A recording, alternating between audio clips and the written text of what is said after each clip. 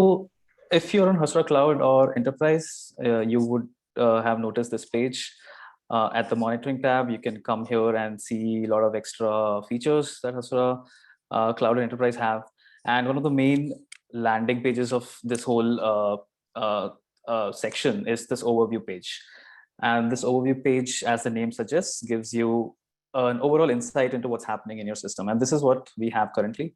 So for example, you can see requests per minute, what is the success rate, average execution time, active subscriptions, WebSockets open, so on. So this is kind of the current load that you are having in your Hasura system.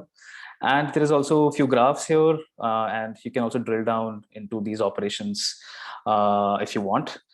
But this this was the first version, and we decided to revamp this to give you much greater observability and performance insights, and that is what I'm going to show now. And so this was on cloud, and I will show you some work that we have been doing, and it's hosted locally at the moment. We'll be launching this in a week or so. So this is the graphical page. I can come to the overview page here, and you see this new design.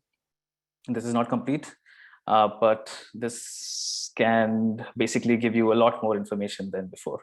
So for example, you can see the same load here at the top right. It says 0 active subscribers. So maybe we can go ahead and create one active subscriber here. You'll see that reflect in real time. Oops, not here. Oh yeah. So for example, I can convert this into a subscription, run. And if I come back here, come back here, then I can see that there's one active subscriber and there's a WebSocket open. And I can also see the historical API performance. For example, what is the request rate like over the last 7 days, or configurable time window, right? So you can see the request rate, you can see similarly, you can see the error rate, you can also see the average execution time.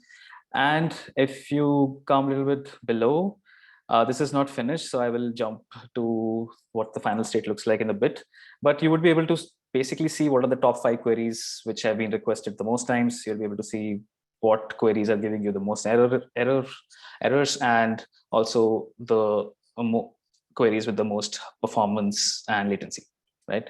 So that's the first part of this overview section. Basically gives you an overall a high-level picture of what the current load is like, what it was a little bit earlier, and what are the queries that are happening, which could be suspect for any kind of issues.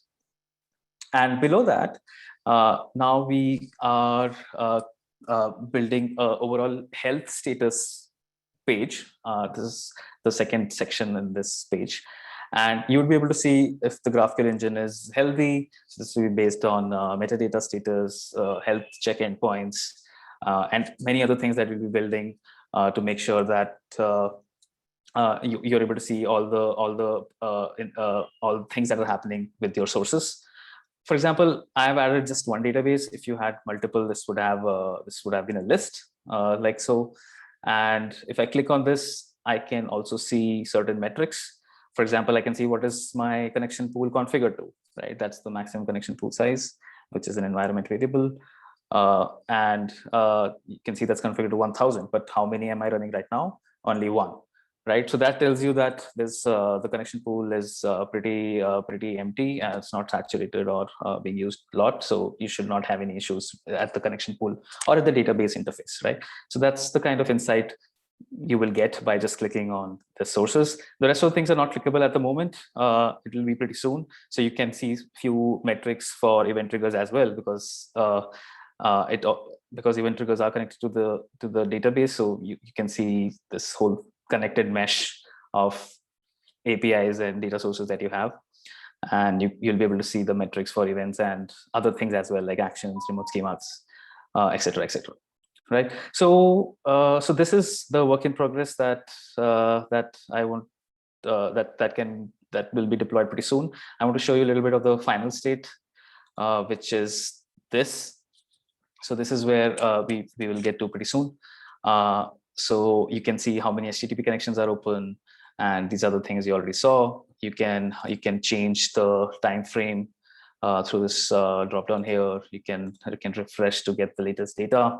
And this is the bit that was not present in the work in progress branch, but you can see that you'll have the request name, and this is hyperlinked. So if you click that, you would actually go to a more detailed page, which is the operations page, if you have seen that in Cloud today, and you'll be able to like drill down more into what the query is and what is the query plan, etc., etc.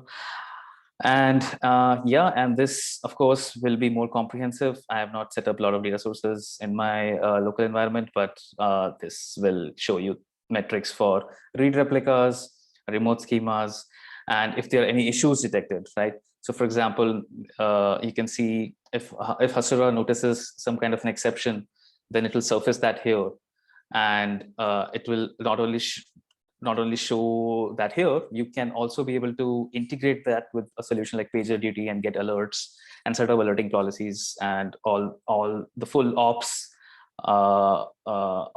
features of dealing with incidents and managing incidents can be set up through this new monitoring page that we are working on. So yeah, so this is what I wanted to show. Maybe I have another screenshot here. No. So yeah, so for example, when we saw that there is an error here, we would be able to click on that and get more details of what the error is, from where did it originate, and other important information, so that you can go quickly to the actual source of a problem and try to debug or diagnose what's happening there. So that's the entire. So there's a huge roadmap towards all these features, and this would be the first version. And moving forward, we'll see even more observability and performance insights and incident reporting capabilities in Hasura Cloud and enterprise editions.